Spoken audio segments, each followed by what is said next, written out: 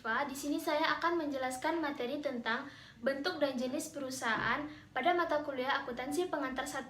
Yang pertama, pengertian perusahaan. Perusahaan adalah suatu organisasi yang didirikan oleh seseorang atau sekelompok orang yang kegiatannya adalah melakukan produksi dan distribusi guna untuk memenuhi kebutuhan ekonomi manusia. Kegiatan produksi pada umumnya membutuhkan laba. Namun demikian, banyak juga kegiatan produksi yang tidak bertujuan untuk mendapatkan laba. Misalnya yayasan sosial, keagamaan, dan lain-lain. Hasil suatu produksi dapat berupa barang dan jasa. Yang kedua, jenis-jenis perusahaan. Secara garis besar, jenis perusahaan dapat digolongkan menjadi 3 macam. Yang pertama, perusahaan jasa. Perusahaan jasa adalah perusahaan yang kegiatannya menjual jasa. Contohnya kantor akuntan, pengacara, dan lain-lain. Yang kedua, perusahaan dagang. Perusahaan dagang adalah perusahaan yang kegiatan utamanya ialah memberi barang jadi, kemudian barang jadi tersebut dijual tanpa mengolahnya. Contohnya swalayan, toko serba ada, dan lain-lain. Yang ketiga, perusahaan manufaktur.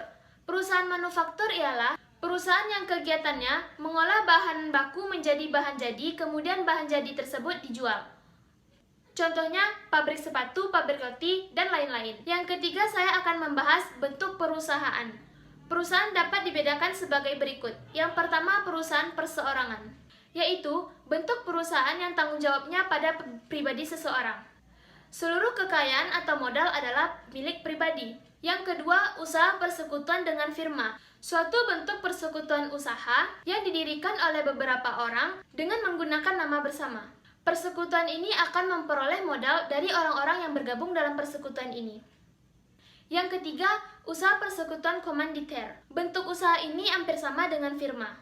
Hanya di dalamnya terdapat sekutu-sekutu yang memimpin atau sekutu komplementer, dan sekutu-sekutu yang mempercayakan modalnya atau sekutu komanditer.